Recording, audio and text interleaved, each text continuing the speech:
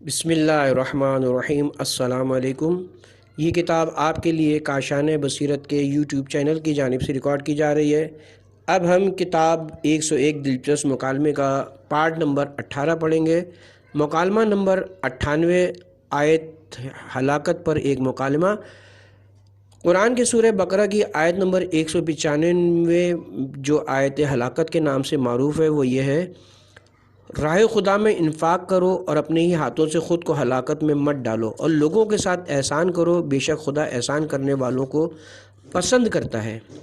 اب ذرا مناظرے کو ملاحظہ کریں جو ایک استاد اور شاگرد کے درمیان ہوا۔ شاگرد، جیسا کہ اس آیت میں آیا ہے کہ اپنے ہاتھوں سے اپنے آپ کو ہلاکت میں نہ ڈالو، لہٰذا اس آیت کے مطابق ایسے قیام اور ایسے نہی عن المنکر جن میں جان کا نقصان ہو، ان کے لیے اقدام نہ کیا جائے، کیونکہ جانی نقصان خود ایک قسم کی ہلاکت ہے۔ لہٰذا انسان کو چاہیے کہ خود کو ہلاکت میں نہ ڈالے، اور اس جگہ قیام امام حسین، ان کا جنگ کرنا اور شہید ہو جانا، اور ان کے اصحاب و انصار کا قیام کس طرح اس آیت سے سازگار ہے۔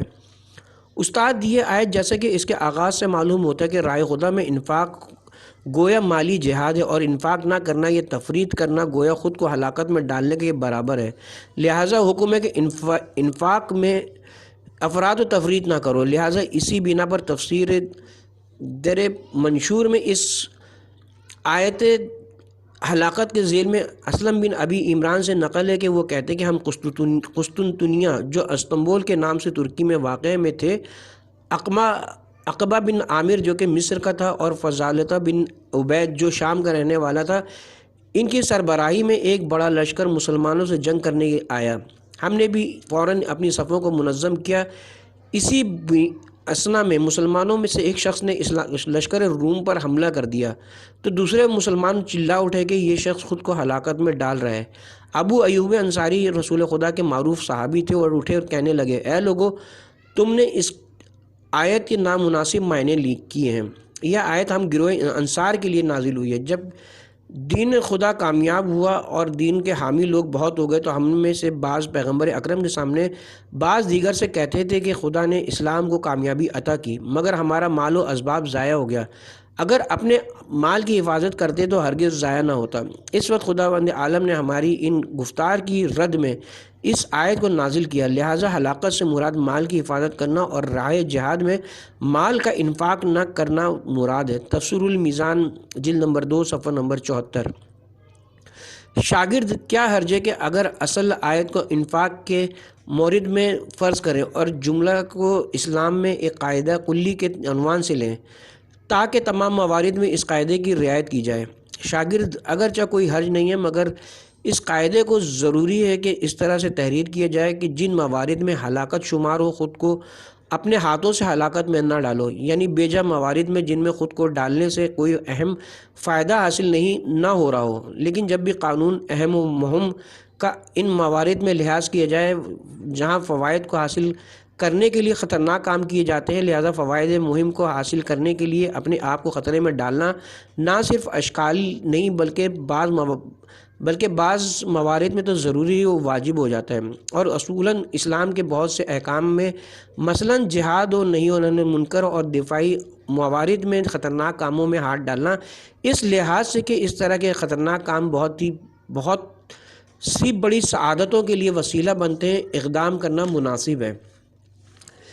اس سے روشن تر عبارت یہ ہے کہ ہلاکت وہاں خطرہ ہے جہاں یہ ہلاکت بدبختی کا موجب ہو، لیکن جہاد جیسے کام کے لیے اقدام کرنا جو ایک معاشرے کے لیے سعادت کا موجب ہے، خود ایک سعادت ہے، نہ کہ بدبختی۔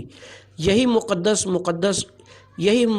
مقصد قیام امام حسین علیہ السلام اور ان کے اصحاب میں ہے، اسی لیے انہوں نے اپنے آپ کو خطرے میں ڈالا، کیونکہ وہ لوگ اس کے بہت سے درخشاں نتائج دیکھ رہے تھے جو قیامت تک باقی رہنے والے تھے۔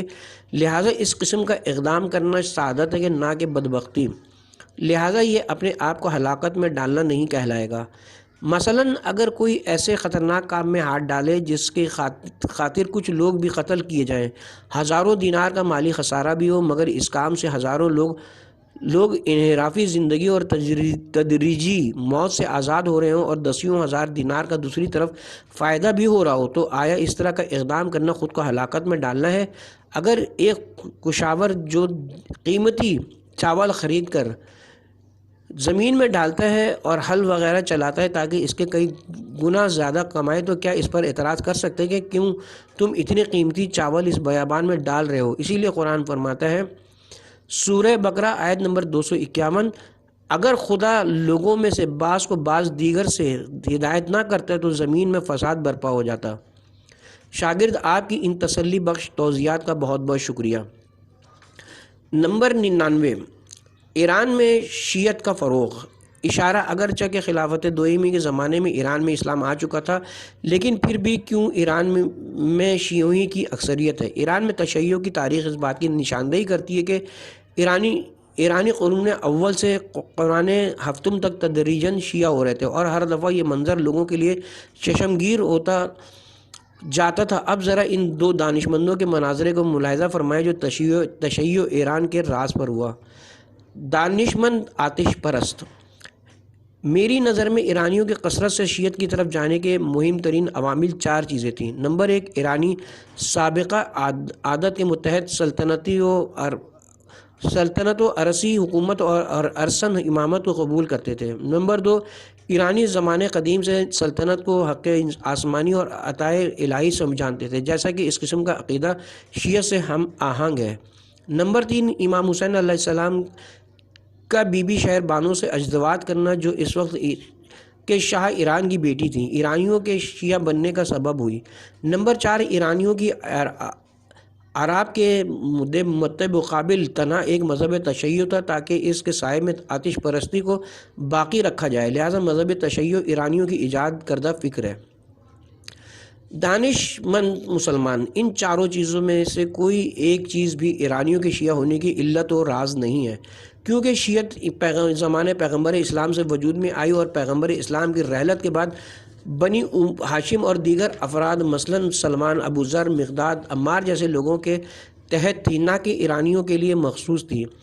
اور شاہ ساسانی کے لوگوں کے ساتھ برے برتاؤ اور ظلم و ستم اس بات پر گواہ ہیں کہ ایرانی سلطنت عرصی سے بیزار ہو چکے تھے اور ایک عادل حکومت کے طالب تھے تاکہ انہیں ظالموں کے ظلم سے نجات دلائے، اور امام حسین علیہ السلام کا بی بی شہر بانو سے ازدواج کرنا خود ایرانیوں کے شیعہ ہونے میں کافی اثر انداز تھا، مگر یہ سب عامل اصلی اور راز حقیقی نہیں تھے۔ دانشمند آتش پرست: اگر مذکورہ 4 عوامل ایرانیوں کے شیعہ ہونے کے نہیں ہیں تو پھر کون سے عوامل ہیں جو ایرانیوں کے شیعہ ہونے میں اثر عمیق رکھتے ہیں؟ دانشمند مسلمان، یہ ایک کافی لمبی داستان ہے، مگر ان کو 11 مراحل میں خلاصہ کر کے ذکر کیا جا سکتا ہے جو ایرانیوں کے شیعہ ہونے میں ریشہ اصلی ہیں۔ مرحلہ اول، قرن اول سے ایرانیوں کا اسلام قبول کرنا، کیونکہ یہ لوگ شاہ ساسانی کے ظلم و ستم سے تنگ آ چکے تھے اور ایک آزادی بخش اور عادلانہ حکومت چاہتے تھے جس میں حضرت سلیمان کا بنیادی کردار تھا، جنہوں نے مدائن کو جو شاہ ساسانی ایران کا پائے تخت تھا اسلام کی نشر و اشاعت اور شیعوں کا مرکز قرار دیا تھا۔ حضرت سلیمان نے اسلام کا تعارف کرانے کے لیے امام علی علیہ السلام کی شخصیت کو چنا تاکہ محمد صلی اللہ علیہ وسلم کو فراموش نہ کیا جا سکے۔ ایرانیوں نے اسلام کو پہچاننے کے لیے حضرت سلیمان کو چنا تاکہ حضرت علی و پیغمبر اکرم کو فراموش نہ کر سکیں۔ مرحلہ دوم، امامت۔ امام علی جب کوفے میں تھی تو ایرانیوں کی وہاں آمد و رفت زیادہ تھی، لہٰذا امام علی کی عدالت و محبت اور قبیلہ پرستی کا مقابلہ دوسرا مہم عامل تھا جو ایرانیوں کے شیعہ علوی جو کہ خالص اسلام محمدی تھا سبب بنا۔ مرحلہ سوم، نہضت امام حسین اور آپ کے خطبات اور ایرانیوں کے بنی امیہ کی فاسد حکومت سے تنگ آنا سبب بنا کہ انہوں نے ظالم حکومت کو پہچانا اور اس سے متنفر ہوئے اور اہل بیت پیغمبر کی طرف متوجہ ہوئے، اور خود حادثہ کربلا ایک نوری جھلک تھی جو آمادہ دلوں کو حق کی طرف اور خاندان رسالت کے آئین تشیع کی طرف لے جائے۔ مرحلہ چہارم، امام صادق علیہ السلام کا عظیم کام یعنی 4000 طلباء کے لیے حوزہ علمیہ کی تشکیل، جن میں سے ہر ایک چنا وہ مبلغ تھا اور تشیع کی ترویج کے لیے اور ایرانیوں کے دلوں میں تشیع کی محبت ایجاد کرنے میں اصل عامل تھا۔ اس بات کو مد نظر رکھتے ہوئے کہ کوفہ مدائن کے نزدیک تھا اور بصرہ ایران کی حدود سے ملا ہوا تھا، امام صادق کے بہت سے شاگرد جو کوفے اور اس کے اطراف کے رہنے والے تھے کوفے کی بڑی مسجد میں فقہ تشیع کی تبلیغ میں مشغول رہا کرتے تھے۔ مرحلہ پنجم سرزمین قم عراق سے ہجرت کرنے والے شیعوں کے لیے بہترین پناہ گاہ تھی۔ سرزمین ایران میں یہ خود کافی مؤثر نقش تھا ایرانیوں کے شیعہ ہونے میں۔ مرحلہ ششم امام رضا علیہ السلام کا مدینے سے خراسان ہجرت کرنا اور بنی عباس حکومت کے 7ویں خلیفہ مامون کا اعزاز رکھنا تاکہ اہل سنت کے بڑے علماء سے مناظرہ کرایا جائے، یہ خود ایرانیوں کے شیعہ ہونے میں کافی اثر انداز تھا، اور اس بات کی طرف متوجہ رہتے ہوئے کہ امام رضا نے نیشہ پور میں جب حدیث سلسلہ ذہب جو توحید و امامت اہل بیت پر شامل تھی بیان کیا تو 20,000 بلکہ ایک دوسری روایت کے مطابق 24,000 افراد امام رضا کے کلام کو لکھنے والے تھے۔ اعیان الشیعہ جلد نمبر 2 صفحہ نمبر 18 جدید۔ جبکہ اس وقت پڑھے لکھے لوگوں کی تعداد ان پڑھ لوگوں کی نسبت کم تھی، لہذا جب صرف لکھنے والوں کی تعداد 24,000 تھی تو یقیناً دوسرے لوگ تو اس کے کئی گنا ہوں گے۔ مرحلہ ہفتم امام زدگان کا امام رضا علیہ السلام سے ملاقات کے لیے حجاز سے ایران کی طرف آنا اور ایران کے مختلف شہروں میں پھیل جانا اور لوگوں کا ان سے استفادہ کرنا، یہ بھی ایران میں تشیع کی وسعت کا سبب ہے۔ مرحلہ ہشتم اکابر ایرانی علماء مثلا شیخ کلانی، شیخ توسی، شیخ صدوق اور شیخ مفید وغیرہ جو اسلام و تشیع کو نافذ کرنے والے تھے، ایران میں مذہب جعفری کی پیش رفت کا سب سے بڑا سبب بنے۔ اسی طرح حوزہ علمیہ نجف میں 1000 سے زیادہ رسالے عملیہ اور قدیم آثار نے اور دوسرے ملکوں میں ان علماء کی طرف سے مدرسے اور اسلامی مراکز کے قیام نے اس مذہب کے پھیلنے میں اہم کردار ادا کیا ہے۔ مراحل نہم سن 4 اور 5 ہجری میں آل بویہ دیالما جو شیعہ تھے کی حکومت بھی سیاسی و اعتقادی لحاظ سے تشیع کے لیے کافی اہم تھی، اور اس سلسلے میں ان کی کوششیں کافی مؤثر و مفید رہیں۔ مرحلہ دہم 8ویں ہجری میں علامہ ہلی کے ہاتھوں شاہ خدابندہ کا شیعہ ہونا اور سارے ایران میں مذہب جعفری کو سرکاری قرار دینا ہرگز فراموش نہیں کیا جا سکتا۔ مرحلہ یازدہم سن 10 و 11 ہجری میں صفوی حکومت کا آنا اور اس بادشاہ کا بڑے بڑے علماء مثلاً علامہ مجلسی، شیخ بہائی اور میر داماد جیسے بزرگ علماء کی رہنمائی میں ایران میں مذہب تشیع کو فروغ دینا، ان قوی عوامل کے سبب تمام ایران میں مذہب تشیع کی ترویج ممکن ہوئی۔ دانش مند آتش پرست ایرانیوں کے شیعہ ہونے میں بیرونی عوامل تھے یا داخلی یا دونوں؟ دانش مند مسلمان ضروری ہے کہا جائے کہ دونوں عوامل مؤثر تھے، کیونکہ ایک طرف ایرانیوں کی عدالت و صداقت و ایثار، دوسری فضائل اخلاقی اور ظالم حکومتوں سے نفرت، یہ سب داخلی عوامل تھے۔ دوسری طرف ایک عادل و معصوم رہبری جو صرف شیعت میں مل سکتی ہے، ایرانیوں کے مذہب جعفری کی طرف سے جذب ہونے کے عوامل تھے، اور کیونکہ ایرانیوں نے امام علی علیہ السلام کے وجود میں عدالت و صداقت و ایثار جیسی چیزیں پائیں، جبکہ دوسرے مخالفین میں اس کے ضد چیزیں پائیں، تو ایرانیوں کے لیے صرف 2 راہیں تھیں: خود خاندان رسالت سے پیوستہ ہو جانا جو اسلام حقیقی تھا، لہٰذا کیونکہ ایرانیوں کے قلوب پہلے سے آمادہ تھے اس لیے وہ اسلام و تشیع سے ایک دوسرے کے ہاتھ میں ہاتھ دے کر داخل ہونے لگے، جس کی وجہ سے ایرانیوں میں ایک نئی فکر آئی جو بہترین راہ اسلام تھی کہ مذہب جعفری کو اختیار کیا جائے، جس کے بارے میں پیغمبر اکرم نے علم غیب سے اس بارے میں خبر دی ہے کہ یعنی غیر عرب میں اسلام سے ہمکنار ہونے کی وجہ سے سعادت مند ترین لوگ ایرانی ہیں۔ اور مزید آپ نے فرمایا مسلمانوں کے درمیان اسلام سے بہترین فائدہ حاصل کرنے والے اسلامی ہیں۔ مسلمانوں کے درمیان اسلام سے بہترین فائدہ حاصل کرنے والے ایرانی ہیں۔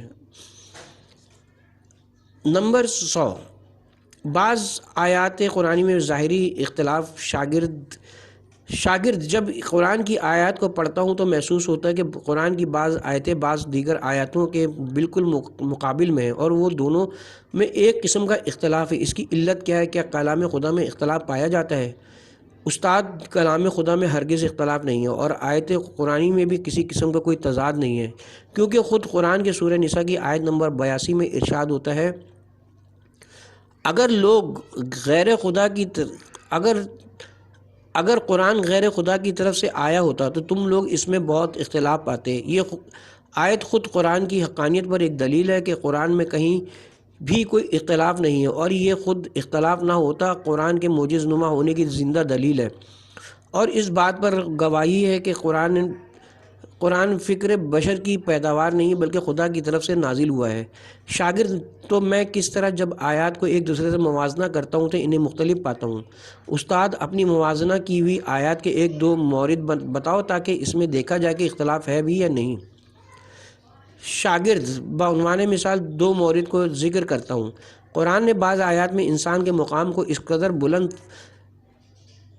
بلند بیان کیا ہے کہ فرماتا ہے، سورہ صاد آیت نمبر 72 اور سورہ حجر آیت نمبر 29، یعنی جب آدم کو تکمیل کر چکا اور اپنی روح اس میں پھونک دوں تو تم لوگ اس کے آگے سجدہ کرنا۔ اور بعض دیگر مقامات پر انسان کے مقام کو اس قدر گرایا کہ اس کو چار پایوں سے بھی پست تر تعبیر کیا، جیسا کہ سورہ اعراف کی آیت نمبر 179 میں ارشاد ہوتا ہے، ہم نے بہت سے جن و انسان کو جہنم کے لیے خلق کیا ہے، کیونکہ ان کے قلوب سمجھتے نہیں ہیں، آنکھوں سے دیکھتے نہیں ہیں، کانوں سے سنتے نہیں، یہ لوگ چارپائیوں کی طرح ہیں بلکہ ان سے بھی گمراہ اور غافل ہیں۔ استاد، ان دو آیات مذکورہ کے درمیان کوئی اختلاف نہیں ہے، بلکہ ان آیتوں نے انسانوں کو دو دستوں میں تقسیم کیا ہے، اچھے اور برے۔ اچھے لوگوں کا خدا کی بارگاہ میں اتنا بلند مقام ہے کہ ان کے وجود کی وجہ سے ان کے لیے سجدہ شکر بجا لاؤ، جبکہ برے لوگ اس حد تک پست ہیں کہ حیوانات سے بھی پستر ہیں، کیونکہ ان کے پاس عقل جیسی نعمت ہوتے ہوئے بھی انہوں نے حیوانیات کی راہ کو اختیار کیا ہے۔ لہٰذا آیت اول انسان کی اعلیٰ صلاحیتوں کو اہمیت دینے اور ان کو بروکار لانے کی وجہ سے بشارت و خوشخبری دیتی ہے، اور دوسری آیت انسان کے پاس اعلیٰ استعداد و اختیار ہونے کے باوجود اس کو استعمال نہ کرنے اور غرائز نفسانی کے پیروکار ہونے کی وجہ سے ان کو ڈرا رہی ہے۔ شاگرد، آپ کے تسلی بخش بیانات کا بہت بہت شکریہ، لہٰذا اگر اجازت ہو تو دوسرا مطلب ذکر کروں۔ استاد، کہو جو کہنا چاہتے ہو۔ شاگرد، ہم سورہ نساء کی دوسری آیت میں پڑھتے ہیں کہ پاکیزہ عورتوں سے نکاح کرو، 2 سے یا 3 سے یا 4 سے، لیکن اگر ڈرتے ہو کہ ان کے درمیان عدل نہیں کر سکتے تو ایک ہی بیوی پر اکتفا کرو۔ لہٰذا اس آیت کے مطابق اسلام میں 4 تک شادیاں کرنا جائز ہے عدالت رکھنے کی صورت میں، جبکہ اسی سورہ کی آیت نمبر 129 میں پڑھتے ہیں کہ تم جتنی بھی کوشش کر لو ہرگز اپنی ازدواج کے درمیان عدالت نہیں کر سکتے۔ نتیجتاً پہلی آیت کے مطابق متعدد شادیاں کرنا جائز ہے عدالت کی رعایت کرتے ہوئے، لیکن دوسری آیت کے مطابق کیونکہ متعدد ازدواج کے درمیان عدالت ممکن نہیں ہے، لہٰذا ایک سے زیادہ شادیاں کرنا جائز نہیں ہے، لہٰذا اس طرح سے ان دونوں آیات کے درمیان ایک طرح کا اختلاف پایا جاتا ہے۔ استاد، اتفاقاً اسی طرح کا سوال امام صادق علیہ السلام سے منکر خدا ابن ابی العویجہ نے کیا تھا، اور اس کا جواب امام کے صحابی ہشام بن حکم نے امام کی طرف سے اس کا جواب دیا تھا اور وہ مطمئن ہو گیا تھا۔ وہ جواب یہ تھا کہ پہلی آیت میں عدل کے معنی رفتار و کردار اور زوجہ کے حقوق میں انصاف کرنے سے کام لینے کے ہیں، لیکن دوسری آیت میں عدل کے معنی قلبی میلان میں عدل کرنے کے ہیں، لہٰذا اس طرح ان دونوں آیات میں کوئی تضاد نہیں ہے۔ اگر کوئی اپنی متعدد ازدواج کے رفتار و کردار میں عدل کر سکے، اگرچہ وہ ان کی قلبی میلان میں عدل نہ کر سکے، تو وہ متعدد شادیاں کر سکتا ہے۔ شاگرد، عدل کو ان دو آیتوں میں 2 طرح کے معنی کیوں کریں جبکہ عدل کے ایک ہی معنی ہیں؟ استاد، عربی ادب کے لحاظ سے اگر کسی لفظ میں کوئی قرینہ ہو تو اس سے 2 معنی کا ارادہ کیا جا سکتا ہے، ایک معنی ظاہری، دوسرے معنی باطنی، جیسا کہ ان 2 آیتوں کے درمیان قرینہ ہے کہ پہلی آیت میں عدالت سے مراد رفتار و کردار کی عدالت ہے، جیسا کہ ظاہری آیت سے اسی مطلب کو سمجھا رہی ہے، لیکن دوسری آیت ذیل میں آگے پڑھتے ہیں کہ اپنے تمایلات کو ایک ہی بیوی کے لیے مخصوص نہ کرو کہ دوسری گویا تنہائی محسوس کرے۔ اس سے سمجھ میں آتا ہے کہ عدالت کی استطاعت نہ ہونے کا ذکر جو شروع آیت میں آیا ہے وہ تعمیلات قلبی میں عدالت کرنا ہے، نہ کہ رفتار و کردار میں عدالت کرنا، جو کہ ازدواج کے حقوق میں رعایت کرنا ہے، لہٰذا ان دونوں آیتوں میں کسی قسم کا کوئی تضاد و اختلاف نہیں ہے۔ شاگرد، آپ کے اس منطقی اور تسلی بخش جواب کا شکر گزار ہوں۔ کتاب کا آخری مکالمہ نمبر 101، امام زمان کے 313 سپاہی۔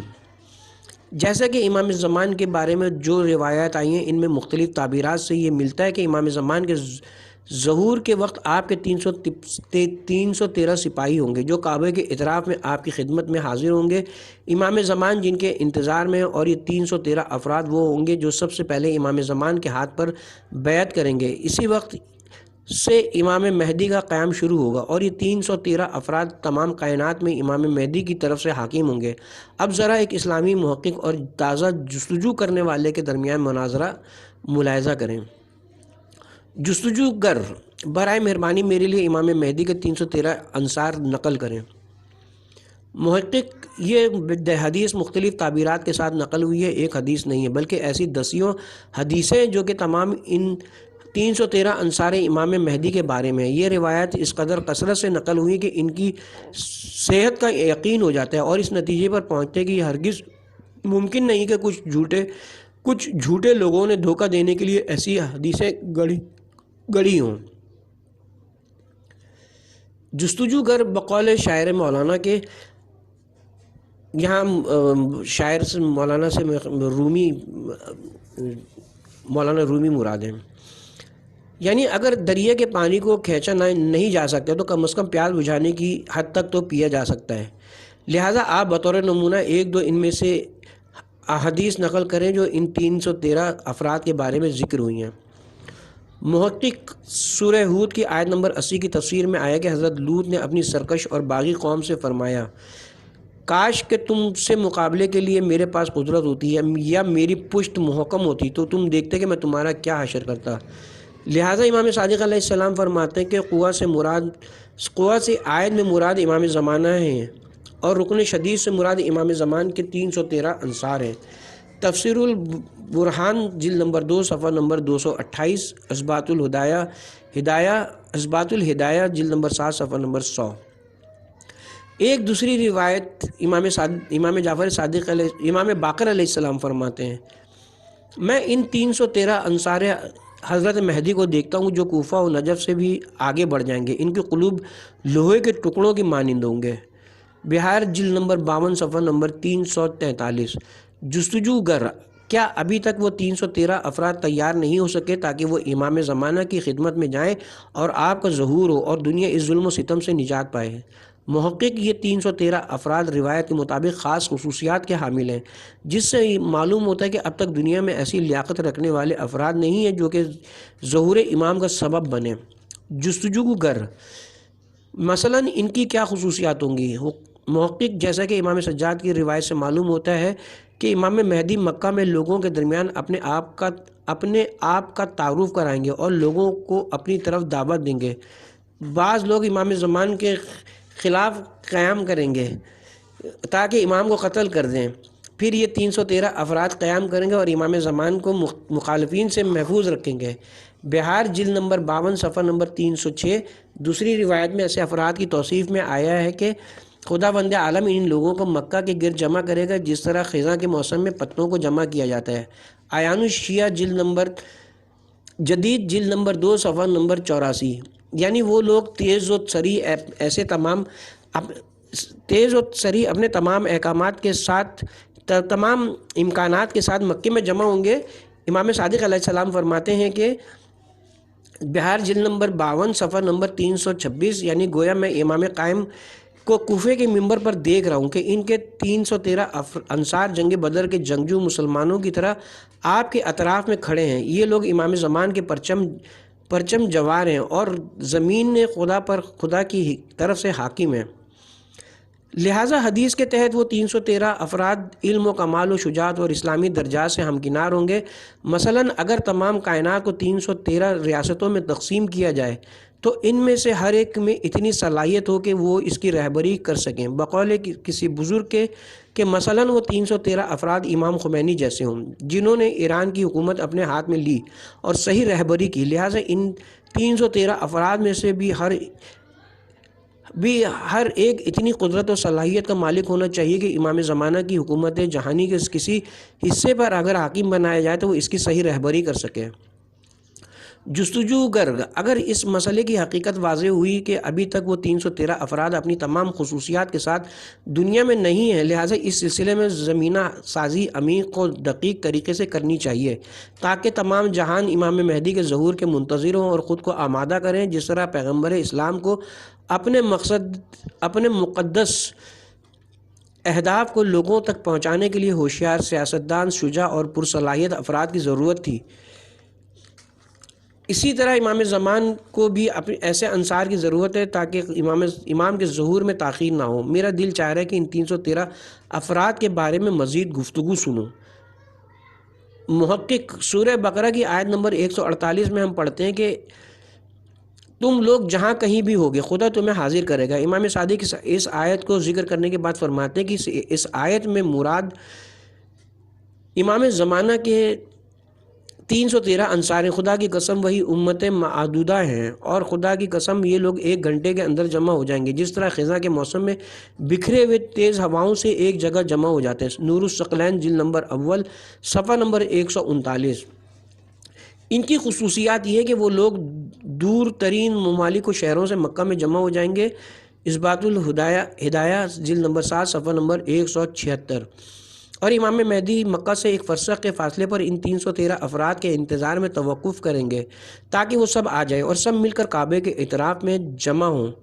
اثبات الہدایہ جلد نمبر 7 صفحہ نمبر 92۔ یہی وہ افراد ہوں گے جو سب سے پہلے امام زمان کے ہاتھ پر بیعت کریں گے۔ بہار جلد نمبر 52 صفحہ نمبر 316۔ وہ لوگ امام مہدی کی طرف سے امداد غیبی سے ہمکنار ہوں گے، امام مہدی اور ان پر خدا کی طرف سے رحمت ہوگی۔ چنانچہ امام سجاد علیہ السلام فرماتے ہیں کہ گویا میں دیکھ رہا ہوں کہ امام مہدی اور ان کے 313 انصار پشت کوفہ سے نجف میں مشرف ہوئے ہیں۔ جبرائیل ان کے دائیں طرف اور میکائیل ان کی بائیں طرف اور اسرافیل ان کے آگے آگے پیغمبر اکرم کا پرچم لیے ہوئے چل رہے ہوں گے، اور اس پرچم کو کسی بھی اسلامی گروہ کے مخالفین کے سامنے متمامل نہیں کریں گے، مگر یہ کہ خدا ان مخالفین کو ہلاک کر دے۔ اثبات الہدایہ جلد نمبر 7 صفحہ نمبر 113، عیان الشیعہ جلد نمبر 2 صفحہ نمبر 82۔ جستجو گر انصاران امام مہدی کے سلسلے میں کیوں صرف مردوں کی بات ہوتی ہے، خواتین کا ذکر کیوں نہیں ہوتا؟ محقق یہ جو مردوں کی زیادہ گفتگو ہوتی ہے وہ اس لیے ہے کہ آغاز سے اب تک جہاد کے سلسلے میں زیادہ تر مرد میدان میں جاتے تھے، لیکن خواتین بھی مختلف محاذوں سے امام مہدی کے اہداف کا دفاع کریں گی۔ بعض روایات میں امام مہدی کے 313 انصار میں خواتین کا بھی ذکر ہے۔ من جملہ ان روایات میں سے امام باقر علیہ السلام سے جو روایت آئی ہے کہ بہار جلد نمبر 52 صفحہ نمبر 233، عیان الشیعہ جلد نمبر 2 صفحہ نمبر 84، یعنی خدا کی قسم ان 313 خواتین 313 انصار میں 300 سے کم مرد اور 50 خواتین ہوں گی جو مکے میں جمع ہوں گے، پہلے سے اعلان کیے بغیر موسم خزاں کے بکھرے ہوئے پتوں کی طرح۔ مفضل امام صادق علیہ السلام سے نقل کرتے ہیں کہ امام مہدی کے ساتھ 13 خواتین ہوں گی۔ مفضل کہتے ہیں کہ میں نے عرض کیا کہ مولا خواتین امام مہدی کے ساتھ کس لیے ہوں گی؟ آپ نے فرمایا زخمیوں کا مداوع کرنے اور جنگی بیماروں کی تیمارداری کے لیے، جیسا کہ پیغمبر اکرم کے زمانے میں بھی خواتین یہی کام انجام دیا کرتی تھیں۔ اثبات الہدایہ جلد نمبر 7 صفحہ نمبر 150 اور صفحہ نمبر 171۔ جستجو گر ایسے مردوں اور عورتوں کی تعداد جو امام مہدی کے ہمراہ ہوں گی کم ہوگی۔ محقق ایسے لوگ ابتدائے ظہور سے امام مہدی کے ہمراہ ہوں گے اور پھر روز بروز ان کی تعداد بڑھتی جائے گی۔ مزید وضاحت کی یہ افراد خاص خصوصیات کے حامل ہوں گے جو عالمگیر حکومت تشکیل دیں گے، جیسے کہ خود روایات میں آیا ہے 360 افراد حجرہ اسود اور مقام ابراہیم کے درمیان امام مہدی کے ہاتھوں پر بیعت کریں گے، اور یہ افراد امام مہدی کے وزراء ہوں گے جو عالمگیر حکومت کی سخت ترین ذمہ داریوں کو سنبھالیں گے اور اس کا انتظام چلائیں گے۔ ایک اور روایت ملتی ہے کہ فتح روم کے موقع پر امام مہدی کے انصار شرکت کریں گے اور ان کی پہلی صدائے تکبیر سے 1/3 روم فتح ہو جائے گا، اور دوسری تکبیر سے 1/3 روم اور فتح ہو جائے گا، اور پھر تیسری تکبیر سے تمام روم آزاد ہو جائے گا۔ ایک اور روایت میں امام باقر علیہ السلام سے نقل ہے کہ 70,000 افراد امام مہدی کے سچے فدائین اہل کوفہ میں ہوں گے۔ بہار جلد نمبر 52 صفحہ نمبر 390۔ اس مناظرے کے اختتام پر بعض زینت بعض زینت بخش مطالب کے سلسلے میں چند حدیثیں ملاحظہ فرمائیں۔ نمبر 1، امام صادق علیہ السلام کا ارشاد گرامی ہے، ارشاد مفید صفحہ نمبر 341، بہار جلد نمبر 52 صفحہ نمبر 290، یعنی حضرت مہدی جن پر خدا کی طرف سے درود و سلام ہو 23 رمضان کی شب کو آپ کے نام کی آواز آئے گی اور آپ روزے عاشورہ قیام کریں گے۔ نمبر 2، امام سجاد علیہ السلام کا ارشاد گرامی ہے، جب ہمارے قیام کریں گے تو خداوند عالم ہر قسم کی وحشت و آفت کو آپ کے شیعوں سے دور کر دے گا اور ان کے قلوب لوہے کی مانند محکم ہو جائیں گے، اور ان میں سے ہر ایک شخص 40 افراد کی قوت رکھے گا اور وہ لوگ تمام زمین پر حاکم ہوں گے۔ بہار جلد نمبر 52 صفحہ نمبر 317۔ نمبر 3، امام محمد باقر علیہ السلام کا ارشاد گرامی ہے، جب ہمارا امر آئے گا اور ہمارا مہدی خروج کرے گا تو ہمارے شیعوں میں سے ہر ایک شر سے زیادہ دلیر اور نیزے سے زیادہ تیز جو دشمن پامال کر دے اور اپنے ہاتھوں سے اسے قتل کر دے گا۔ اثبات الہدایہ جلد نمبر 7 صفحہ نمبر 113۔ نمبر 4، امام صادق علیہ السلام کا ارشاد گرامی ہے، تم میں سے ہر ایک کو قائم کے لیے تیار رہنا چاہیے۔